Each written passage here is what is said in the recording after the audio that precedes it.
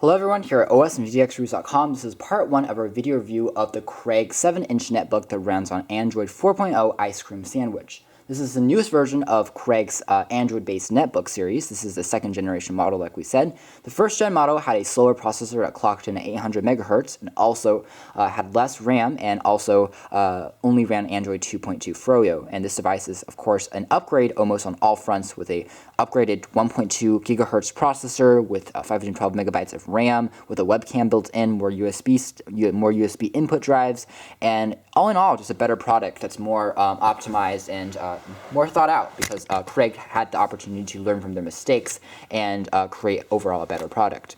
You can see that from the outside, though, this device looks very much identical to the previous model. It is still very shiny and piano black and glossy, and as a result, it's an absolute fingerprint magnet. If you're someone who wants something to be really clean and shiny, you'll probably have to wash this and clean it off every few hours and days. So it's not something that's great for people who want something that's always clean. Soft touch material is always better for that. On the left-hand side of the device, you have access to a full-size SD card slot for inputting more content and adding the memory of this device. Built in, this device has 2 gigs of memory, so you can expand that again up to 32 gigs with an SD card, and you can add more photos, videos, and applications that are preloaded on your SD drive. Also, you have access to a full-size 3.5mm headphone jack to hook up to your favorite pair of speakers and headphones. You also have access to a external microphone input, which allows you to put in a more professional microphone, even though this device does have a built-in microphone for video chat already. On the bottom of the device, you have a series of very complicated looking LED indications. These are actually corresponding to your battery life information, to if the device is using the built-in RAM of 512 megabytes, if it's thinking, the processor, if the battery is getting low, again, if the backlight is too high, stuff like that. That's pretty nice, and you can even see these notifications as they become relevant with the netbook closed. On the right-hand side of the device, you have access to 2 full-size USB 2.0 drives. On the bottom of the device, you have access to actually a third USB 2.0 slot, which is great. You also have an Ethernet slot for connecting to the internet without using Wi-Fi. It's actually a little bit faster on this product for some reason. You have a charger, a DC input, which is a proprietary charger. You have to use their cable. It's quite small, so don't lose the charger on this thing for sure. You can see that the hinge is also on the top. It's a little bit protruding. So it looks pretty generic on the front for sure. Turning the device on the back, though, you'll notice that you have Wi-Fi, some email applications, some fans for venting out heat, and of course you will see that information from Craig. Now the biggest differentiating factor between this netbook, some other Craig netbooks, like if you want to go to the store and say, if you're buying this on eBay and you're saying, well, how do I know if this is a first generation versus second generation model? What if I'm getting scammed? Well, you have to request the seller to send you a picture of the bottom of the RAM compartment where you can actually see more information. If it's manufactured in April of 2012, basically this is within 1 year, 2012, 2013, yeah, this is 1 year old, so it's obviously going to be running on Android 4.0 and have the 1.2 gigahertz processor, as opposed to the 800 megahertz processor, which is a lot slower and a lot older. You don't want to actually have the first generation model anymore because it's getting more and more extinct and hard to utilize. But you do want to check out, the newest model, basically the 2013 model, which is again the one that we have here for you to review. So opening up the netbook, the hinge does a nice job of supporting the screen at various angles, so it's not going to flop down at any time soon. You'll be finding yourself greeted to a miniaturized keyboard. It's not full size. It is a little bit cramped. Personally, this is the keyboard is very generic because all netbooks have the similar type of keyboard. They're shrunken down. They are fairly comfortable and fairly tactile and easy to press, but I'm just not a fan of netbook keyboards for some reason. Seeing that we have 3 full-size, USB 2.0 slots that I can connect hard drives and flash drives into, maybe even extension hubs, I would definitely plug in probably a full-size keyboard when I'm working on this device at home, because this shrunken down keyboard is something you need to take a lot of time to get used to, and right now I haven't gotten used to it at the moment. You can see, though, that most of the buttons are nice and responsive. It is very tactile, and again, it's just, you have to be very careful where you type on. If you have smaller hands, it's certainly going to help. In terms of layout, though, it's very basic, and it's the same thing we basically see on all laptops these days.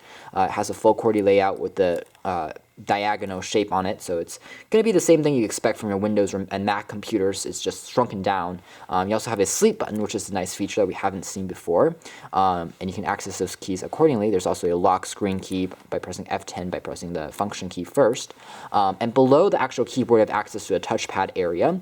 The touchpad area actually isn't multi-touch enabled at the moment, so you can't exactly go in and out like this.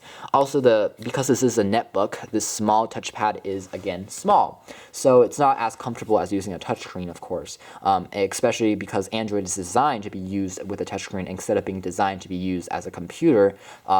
You do need to work out a little bit of the kinks and get used to it over time. As far as the clickers go, they are not situated behind or below the actual touchpad due to size issues, so they will be on the sides of the thing, so you'll most likely be holding it like this and then be tapping away like this and using 3 fingers like so. This is actually a pretty good layout. It's pretty comfortable to use. You're probably going to be holding down this key a lot while you're selecting things and going left and right. Overall, you do get used to it over time. These buttons are tactile and easy to press, which is good news. And the touchpad overall is pretty slick and it has a nice grip on it, so you won't be losing traction anytime soon. As far as the palm rest goes, it's absolutely tiny, so when you're typing like this, your hands will pretty much be situated like so onto this thing. But overall, it's a nice experience, and Craig did do the best of what they could do. The corners are not super sharp, so they're not going to hurt or cut into your palms when you're typing, so that's a good part of the screen. Another thing that's interesting about the hinge is it does kind of rotate downwards when you're opening it up, which is a nice little design decision by Craig once again. The 7-inch screen for the most part is a matte finish. This means that if you're using this device under very glaring conditions such as outdoors in summer, this is actually a good thing to use, because if you're out on the beach, this device actually doesn't reflect too much sunlight, and you'll still be able to read your books and browse the web quite easily. So that's a great feature that Craig implemented on here. Below the Craig symbol, you find access to power on and off key. It's fairly easy to press. One thing we did forget to add, that on the back, this is actually the battery compartment if you ever have to change the battery, and also you have a reset hole on the bottom.